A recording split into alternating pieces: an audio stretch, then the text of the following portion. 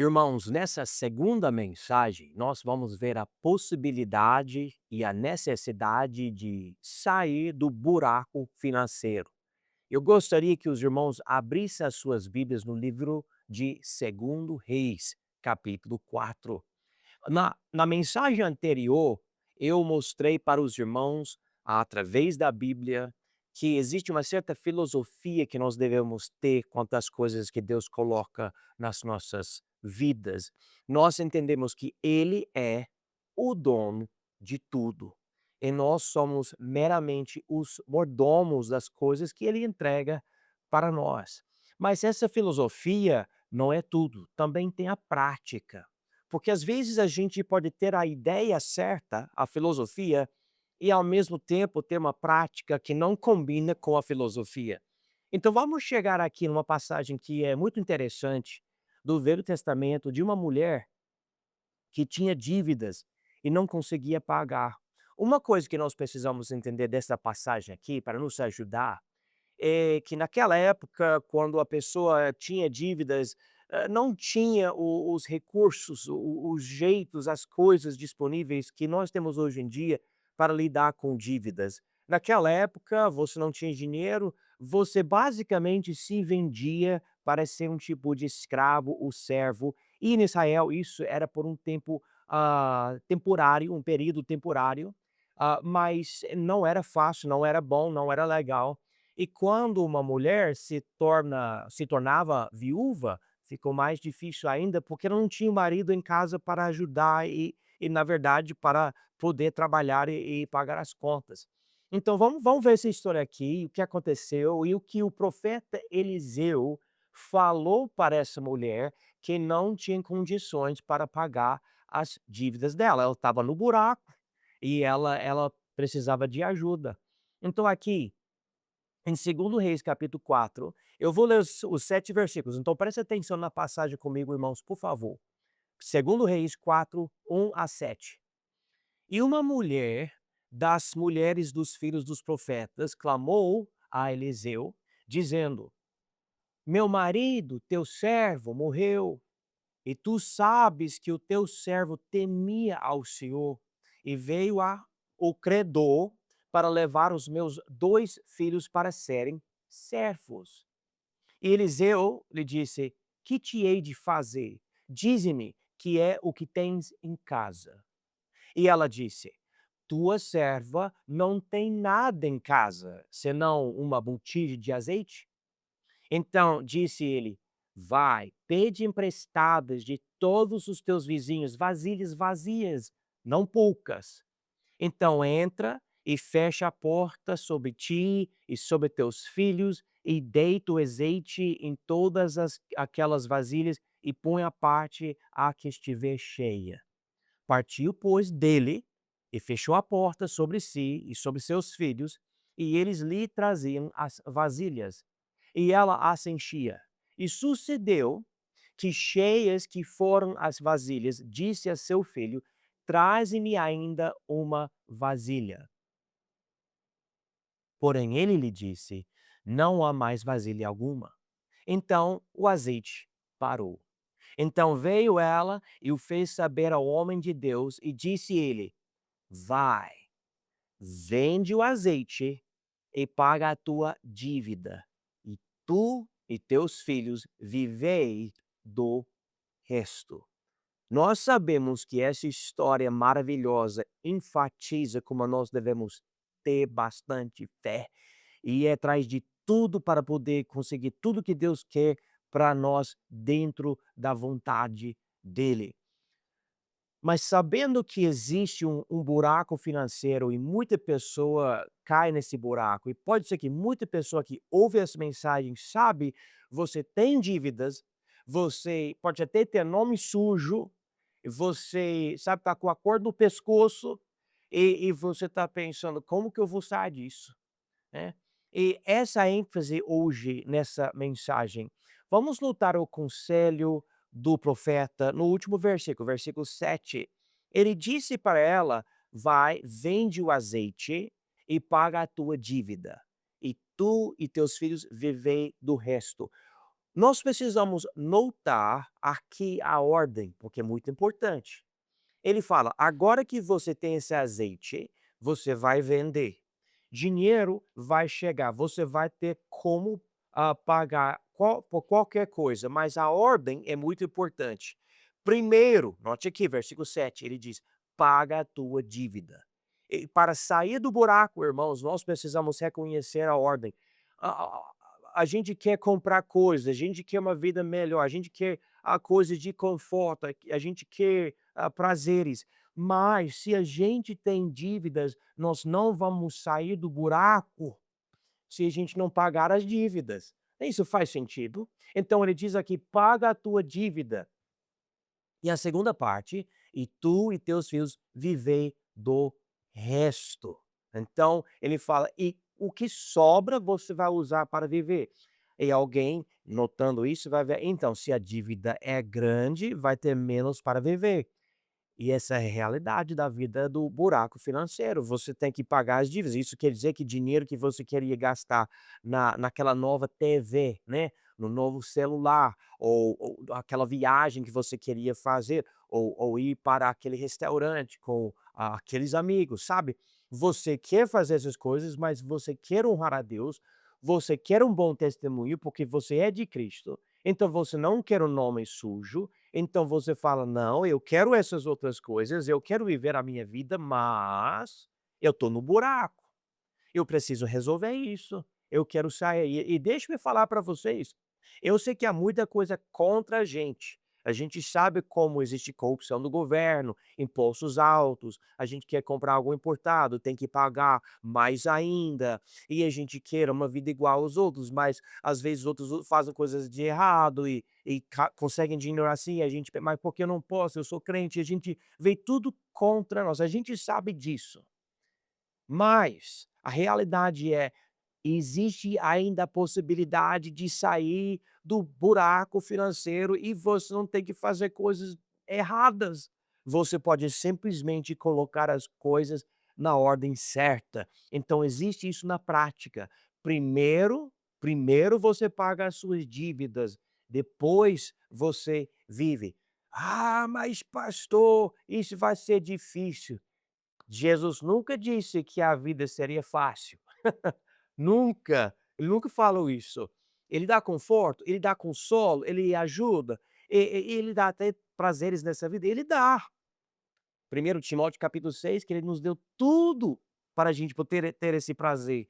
Mas ele sabe, se a gente tem dívidas, isso pode sujar muito o nosso nome, a gente deve pagar primeiro as dívidas e depois podemos viver. Eu uso essa palavra de uma forma meio ampla, né, porque eu não estou falando de tipo, no o caso de você tá passando fome e tudo, mas no caso de viver uma vida, como ele estava dizendo. E pessoalmente, vendo como nosso Deus é bom, ele ajuda os justos e até os injustos, como Provérbios diz, ou como Jesus disse no sermão, do monte, da montanha, Mateus 5, 6 e 7.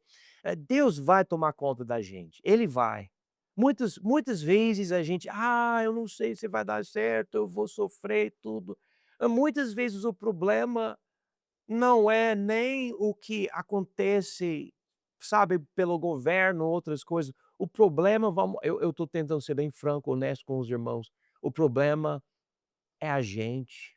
Nós não usamos de sabedoria. E o que eu gostaria de enfatizar é que essa mensagem lida muito com a nossa sabedoria. Eu vou andar sabiamente, eu vou andar de forma prudente, eu vou avaliar e fazer os cálculos e realmente pagar o que eu devo pagar e aceitar. Se isso quer dizer que eu vou ter uma vida mais simples, né? Que eu vou ter que ser conhecido como alguém que não é tão assim, sabe, rico.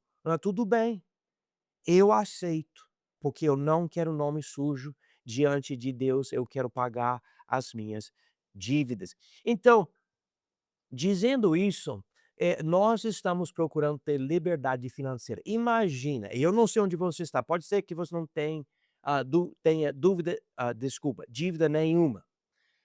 Mas é muito provável que você tem. Uma grande parte da população brasileira está devendo alguma coisa para alguém. É incrível as estatísticas sobre isso.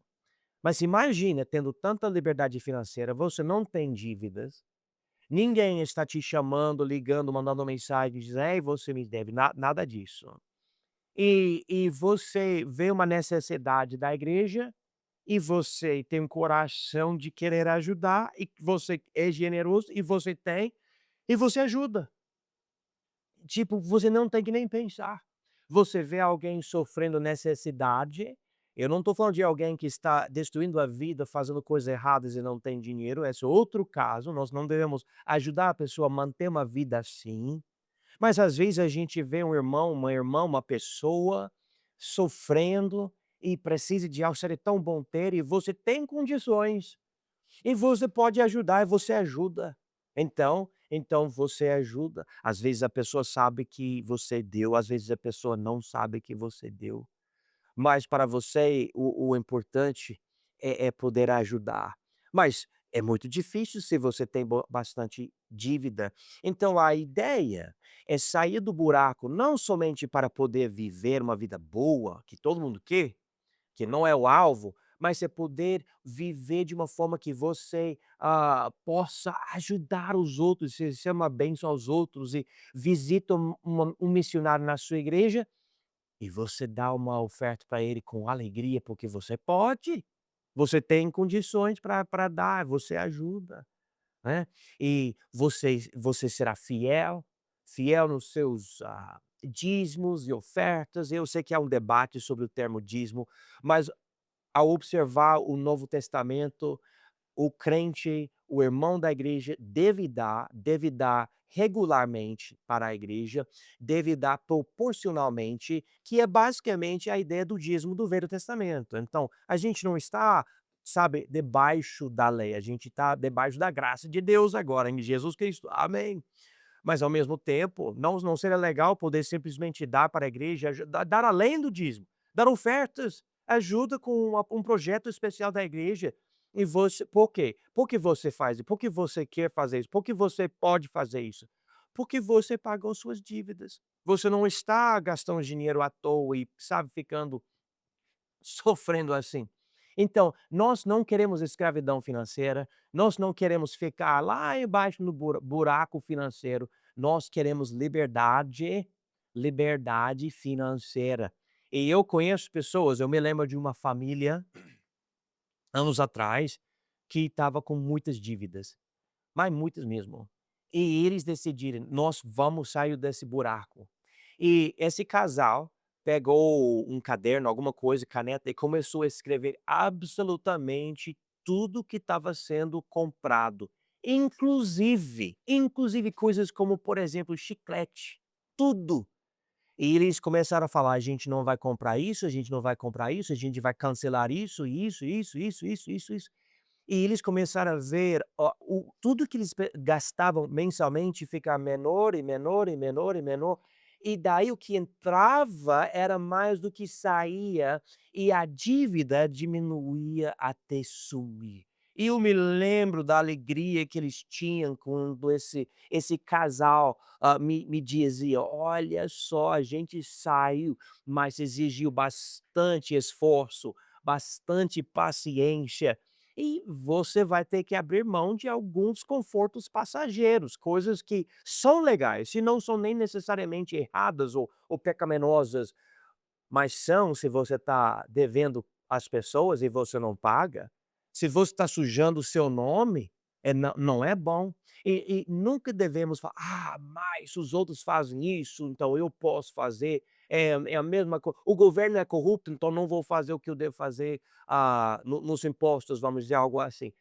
Calma aí, o cristão não deve pensar dessa forma, o cristão deve pensar: "Eu sou diferente, eu sou luz, eu sou sal, eu sou uma nova criatura, então eu vou pagar, os outros não, mas eu vou fazer o que eu devo fazer, eu vou pagar as minhas dívidas". Às vezes, por exemplo, você tem algo que quebra em casa, não é algo essencial, algo bom que você gosta e quebra. E daí você precisa consertar, sei lá, às vezes você tem que esperar. Ele fala: "Não é a hora, não, eu preciso resolver outras coisas primeiro que são prioridade", vamos enfatizar essa palavra, prioridade. Mas há sempre uma saída do buraco financeiro, e a gente tem que ir atrás disso, com paciência, com compromisso. E sabe o que isso dá pra gente? Não somente um jeito de viver e ser generoso, mas também dá descanso para a família e ajuda a ter o nosso casamento. Eu já observei, muitos já falaram isso, mas estatisticamente muito é triste, mas muito divórcio acontece por causa de práticas financeiras erradas. Nós precisamos ver, espera aí, vamos sabe o que é bom? Quando um casal, marido ou esposa, senta para conversar e fala: "Olha, nós queremos fazer certas coisas e ter certas coisas, mas o importante agora é criar algo estável para a nossa família, gastando menos, pagando as dívidas, lidando com, sabe, as coisas necessárias, enfatizando, priorizando o nosso casamento, os nossos filhos, a nossa igreja". E quando um casal faz um negócio desse, dá para a família inteira um descanso, porque não é uma preocupação, não é uma causa de discussão, é algo resolvido pelo jeito, pela palavra-chave, pela atitude do casal. Nós vamos fazer as coisas de uma forma diferente agora, e nós sim, e você explica para os seus filhos: "Filhos, a gente não vai poder fazer isso por enquanto, a gente não vai para esse lugar por enquanto". Por quê?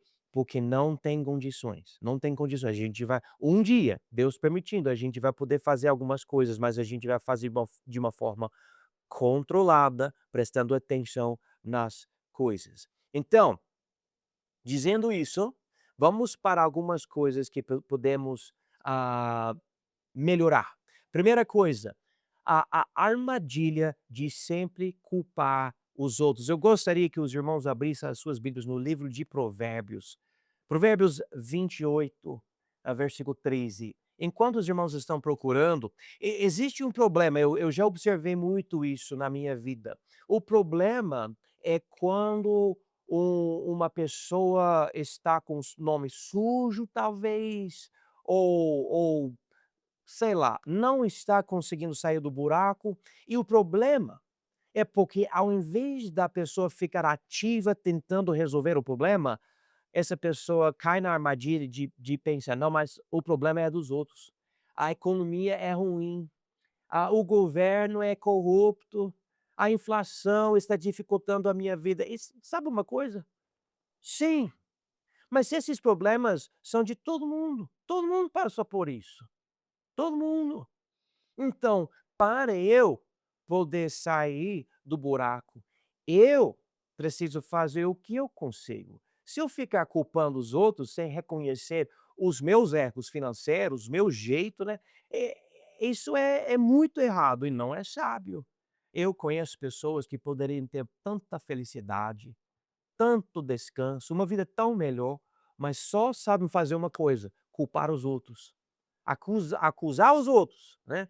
Provérbios 28, versículo 13 diz: "O que encobre as suas transgressões nunca prosperará, mas o que as confessa e deixa alcançará misericórdia". Agora, o contexto do versículo a gente não quer, ignorar. O contexto é que se você tem pecado e você oculta ou esconde o pecado, isso não é bom. Mas também, não é bom ficar falando que o problema é sempre os outros e você está no buraco financeiro por causa dos outros. Pode ser que tem vários fatores que estão dificultando a sua vida financeira. Eu não duvido, porque eu sou ser humano também. Eu passo por muita coisa e, às vezes, eu quero comprar algo, por exemplo, vou dar um exemplo, a nossa igreja está querendo comprar uns terrenos aqui, a gente não tem, estamos alugando o prédio desde 2014. E a gente não consegue achar, e os terrenos são extremamente caros. Eu conversei com um pastor de outra região aqui do Brasil, e ele comprou um terreno, acho que era 450 metros quadrados, por R$ 11.000, 11.000, 11.000. E eu aqui, eu acho um terreno, é entre, 600 a R$ 1.000 a R$ 1.000.000, do mesmo tamanho. E eu fico assim: "Como que a gente vai fazer isso?" Pela graça de Deus, a gente por fé em Deus, a gente vai conseguir, né. E, vem coisas que acabam eu não queria pagar, eu não queria lidar com isso. Carro quebra, sei lá, celular quebra, minha filha quer casar agora, imagino que ela quer que eu pague por alguma coisa, né. Então, tipo, como isso, como aquilo, eu não sei, mas uma coisa eu sei, eu não vou ficar culpando os outros, não adianta. Eu não falar: eu não faço nada de errado, eu sou perfeito na minha vida financeira." Eu acho que não é ninguém que é perfeito nessa área, ninguém. Mas se a gente não nem tentar ficar culpando os outros, a gente não vai ter prosperidade nas nossas vidas de jeito nenhum. E ele diz aqui: "O que encobre as suas transgressões nunca prosperará." Você nunca vai para frente se a culpa é sempre dos outros. Então não fica justificando, o fato de estar com o nome sujo, falam que os outros, têm esse problema. Não, você tem que lidar com os seus problemas, os seus ecos. Vamos para a segunda coisa agora, que é a prisão da cultura e o laço das aparências. E me ouçam bem, eu não quero ofender ninguém, não quero. Não tenho esse interesse em ofender as pessoas, me perdoem. Mas existem exemplos de coisas que realmente, se você está com bastante dívidas e você precisa limpar o seu nome e tudo, há certas coisas que você não deve nem pensar em fazer. Mesmo se você encontrar um jeito, mas se encontra, se não é, se você tem dívidas, tem que pagar as suas dívidas, tem que sair do buraco. E na nossa cultura, a gente vê como há certas expectativas pela pressão da cultura e a gente acha: "Não, mas se eu todo mundo faz isso, se eu não fizer, alguém vai achar ruim, vai achar que eu estou errado, que eu preciso fazer o que todo mundo faz." Presta atenção, você não precisa fazer o que todo mundo faz, você precisa fazer o que Deus exige na palavra dele. Há uma diferença. Posso dar um exemplo de algo notável? Você é casado, seu filho nasce e chega a 1 aninho. E você vê os outros fazendo uma festinha de 1 aninho para o filho. Agora, o seu filho não sabe de nada, não vai lembrar dessa festa, inclusive essas festas são muitas vezes de bastante adulto, que, sabe, vai na festa, senta numa mesa, conversa, nem conversa com a criança, né, e é um eventão, inventão. Eu vi pessoas pagando R$ 5.000, R$ 10.000, é coisa, me perdoe, mas é coisa absurda gastar esse tudo se você não tem o dinheiro, se você vai parcelar tudo o que você gasta, você vai pagar até o seu filho tiver uns 18 anos de idade nessa festa de 1 aninho. Não, não faz sentido. Agora, se você tem condições, e você não vai ficar de nome sujo, você não vai ficar devendo às pessoas e você não tem, já não tem dívidas, e não, fica à vontade, faz a festa. Mas vamos considerar que as expectativas da cultura nem sempre devem exigir ou controlar a gente. Na verdade, nunca devem controlar a gente. É Jesus Cristo que deve mandar na gente, e a gente obedece a Ele. Mas há certas coisas que eu vou dar um exemplo na minha vida de algo que eu não faço, ainda que a cultura fale que eu devo. Eu não dou celular aos meus filhos. Não, eu não dou. Por quê? Por causa do dinheiro? Não, na verdade, nesse caso não é questão de dinheiro. Há tanta porcaria no celular, tanta porcaria, e, os cientistas e médicos falam que criança na tela está sofrendo mentalmente, emocionalmente e tem vários outros perigos. Mas a cultura diz o quê? Tem que ter celular, seu filho tem que ter celular. E olha, eu olho, todo jovem tem, toda criança tem acesso a um celular, tem seu próprio celular, né. Se meu filho precisar usar o celular, ele vai usar o meu, e vai ser de uma forma controlada, eu vou estar presente, e não vai simplesmente, sabe, andar na rua com o celular fazendo não sei o quê. Eu já ouvi tanta história. Mas, então, nesse caso, eu digo, a cultura diz uma coisa, eu digo outra, né. E quanto a uma festa de um aninho ou qualquer outro exemplo desse, se você não tem condições, então você não faz, né. "Mas eu não posso fazer nada pastor, tipo, eu não posso fazer nenhuma festa?"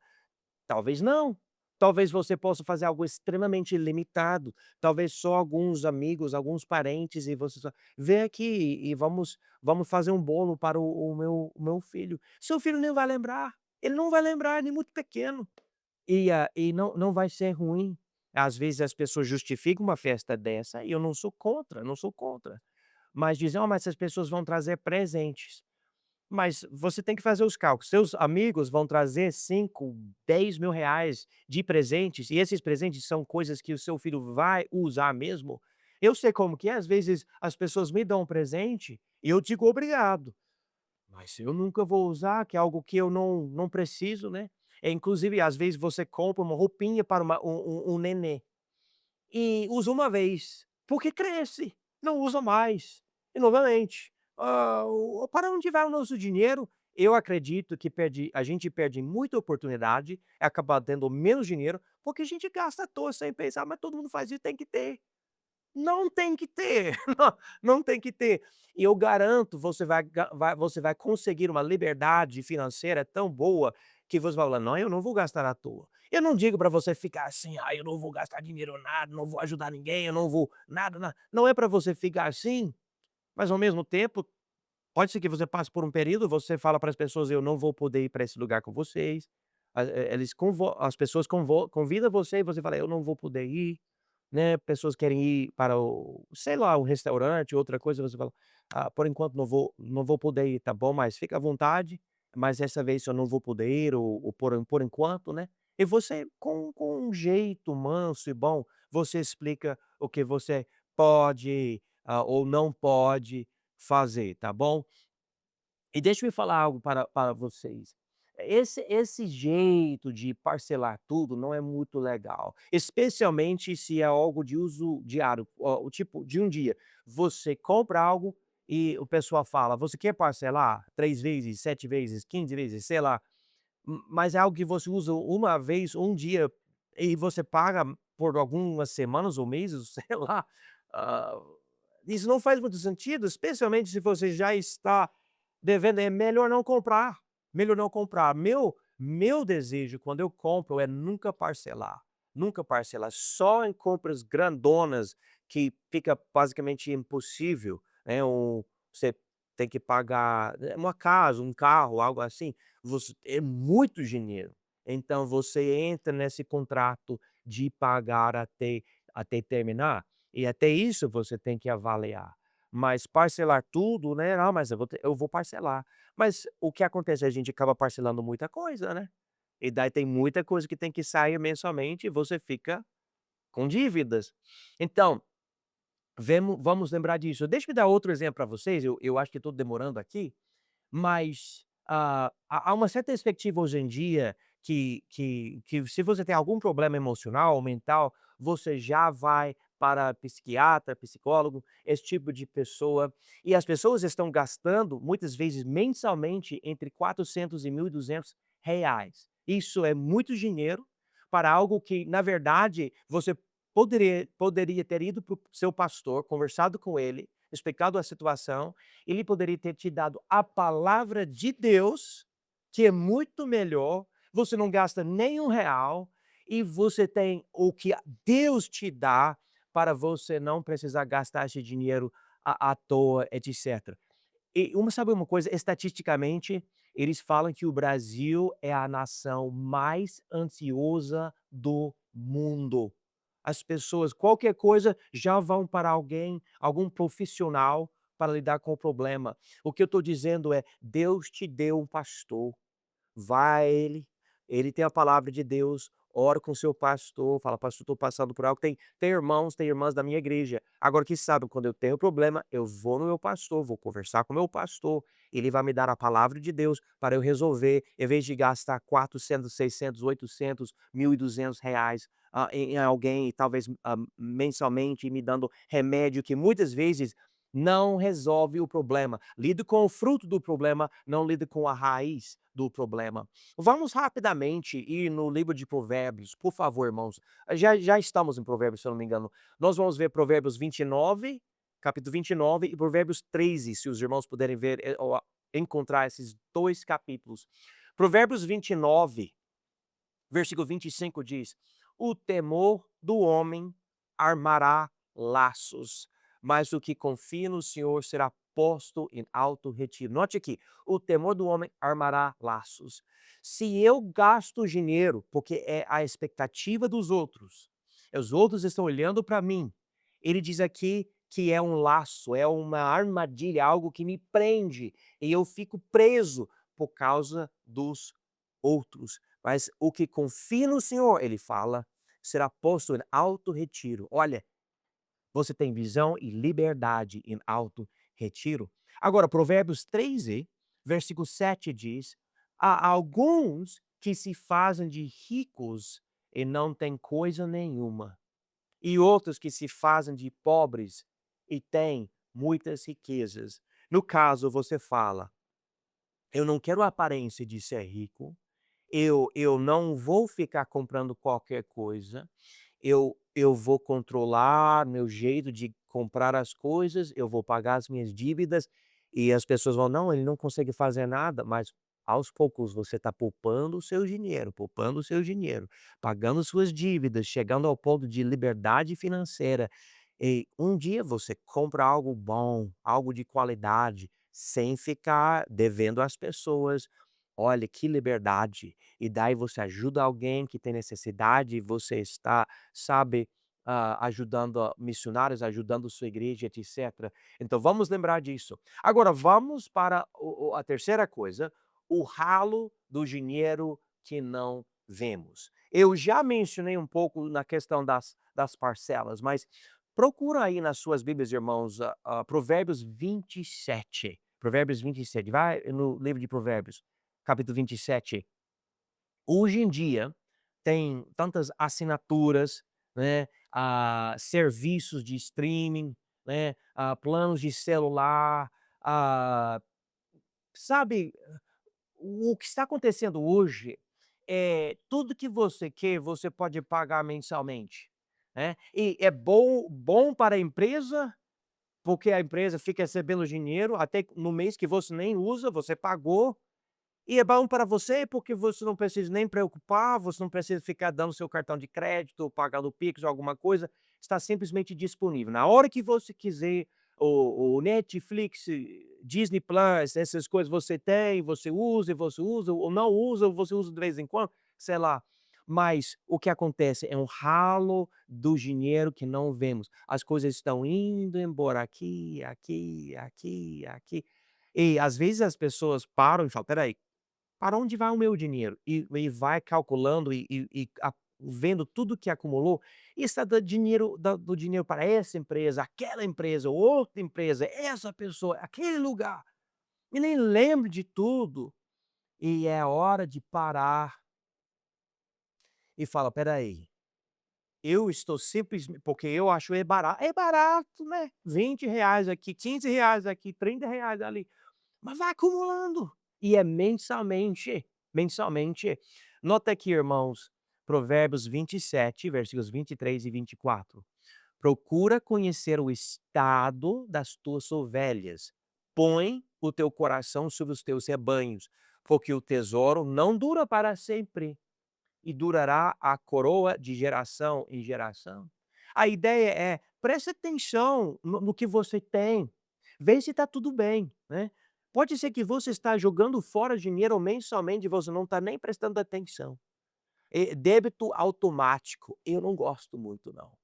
Inclusive há certas empresas, eu não uso isso, porque quando eu quiser cancelar, vai me dar trabalho.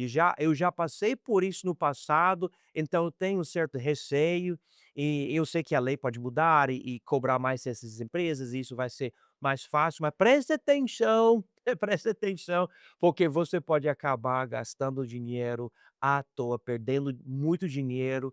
Você pode, sabe, ter uma assinatura em alguma coisa e você esquece e por meses você está pagando, você nem presta atenção, e isso não é muito legal. Então vamos lidar com isso? Você pode imaginar, você tem um balde e você quer encher algo com a água do balde, só que tem furinhos no balde. E quando você chega lá, nem percebendo, não tem água no balde. Por quê? Por causa dos furinhos. Esses furinhos no balde são esses gastos mínimos, pequenos, mas tem vários e você está perdendo dinheiro e não consegue fazer o que você realmente precisa fazer. É questão de prioridades. A quarta coisa, o perigo de assumir as dívidas dos outros. E é bom poder ajudar as pessoas. É bom mesmo. É bom ajudar familiares, amigos, conhecidos. É bom.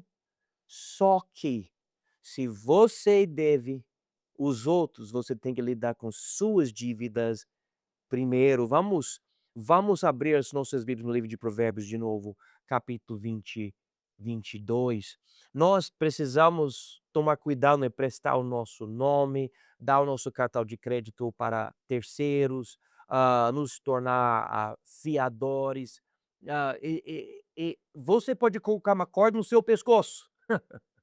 Hã, "Ah, não, mas eu quero ajudar, é difícil eu dizer não", sabe, é muito bom poder dizer não. A pessoa pede, você fala: eu não posso agora, não posso.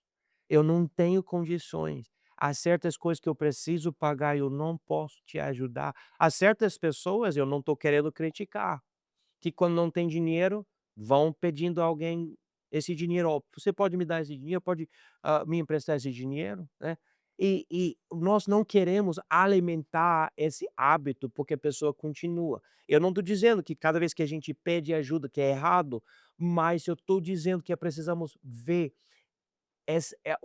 o hábito de fazer isso como algo não muito legal e também se nós não devemos estar dando o dinheiro que é para ser dado aos que nós devemos. Provérbios 22, versículos 26 e 27. Não estejas entre os que se comprometem e entre os que ficam por fiadores de dívidas, pois, se não tens com que pagar, deixarias que te tirassem até a tua cama de debaixo de ti. Se você, fala: "Não, você não consegue pagar", não, então, eu falo: se você não pagar, eu pago", fiador, né. E se a pessoa não pagar e você não tem condições para pagar, então ele fala aqui, você perde sua cama, e você fica sem onde dormir. Por quê? Porque você falou, mas eu ajudo você. Às vezes, no caso desse, pode ser o coração tão bom, sabe, você é bonzinho, você ajuda as pessoas, mas se aquela pessoa não é confiável, então você pode perder as coisas e isso não é sábio, não é sábio. 1 Timóteo 5:8 e muito importante na família, e tem muito a ver com essa questão de ajudar os outros. 1 Timóteo 5:8 diz: "Mas, se alguém não tem cuidado dos seus, e principalmente dos da sua família, negou a fé e é pior do que o infiel". Às vezes, eu observo pessoas generosas ajudando mais amigos do que a própria esposa ou os próprios filhos. E Deus fala: "Isso é tipo, é igual negar a fé, ser pior do que um infiel". Em primeiro lugar, eu devo cuidar da minha família em primeiro lugar, né. Eu sou um pastor e eu fico com esse fardo da igreja, às vezes eu quero ajudar tanto a igreja e Deus fala comigo, fala: "Ó, mas não esquece da sua família". Então, no caso do ministério, se eu já preciso priorizar a minha família, com certeza você que vai ao culto para ouvir a pregação e sabe assim, você tem sua família e você deve priorizar a sua família e falar: "Olha, antes de eu dar dinheiro aos outros, eu vou cuidar da minha família". Agora, não use isso, por favor, como desculpa para não ajudar a sua igreja. Deve ajudar a sua igreja? Deve, deve, precisa. Alguém vai ter que pagar a luz, né. Mas ao mesmo tempo, às vezes o seu filho está precisando de ajuda, precisa de aparelho, alguma coisa, e você vê uma necessidade de outra família, você dá dinheiro, seu filho não tem a ajuda que precisa. E você poderia ter ajudado, você não ajudou, porque você não teve a prioridade certa. Vocês lembram no avião, a aeromoça ela fala que você tem que colocar primeiro a sua própria máscara antes de ajudar os outros, né. E a verdade é exatamente isso, se você não colocar a máscara em você primeiro, você pode ficar sem oxigênio e você não consegue nem se ajudar, nem ajudar os outros. Então você começa primeiro em casa, "Eu vou ajudar a minha família e ter uma família estável e tudo, eu ajudo os outros". Então, eu mencionei 4 áreas práticas, que nós podemos mudar para melhorar e andar mais sabedoria na nossa vida financeira. Nós sabemos que mudar a nossa rota financeira exige a paciência, e essa paciência vem da disciplina. Eu gostaria que os irmãos abrissem as suas Bíblias aqui em, Hebreus 12, por favor, Hebreus 12, versículo 11. Nosso Deus, depois da nossa salvação, se torna nosso Pai celestial. E como pai, ele nos disciplina. E disciplina não é sempre gostosa, né, mas a gente precisa. Aqui em Hebreus 12, 11, a Bíblia diz: "E na verdade toda a correção ao presente não parece ser de gozo, senão de tristeza, mas depois produz um fruto pacífico de justiça nos exercitados por ela". Irmãos, o meu conselho, de acordo com a palavra de Deus, é deixar uma vida disciplinada produzir o fruto que você precisa. Você tem que controlar os gastos, tem que voltar para trás e ver tudo que você está gastando, quem você deve, e falar: "Eu não vou culpar os outros, eu vou lidar com as minhas responsabilidades primeiro". Existe, irmãos, existe esperança, existe prosperidade, como o Provérbios diz, e aqui diz a ideia de produzir um fruto, mas não por ficar devendo às pessoas, é por limitar os gastos, limitar o que sai, para poder um dia chegar a essa liberdade financeira. Que Deus abençoe cada um de vocês.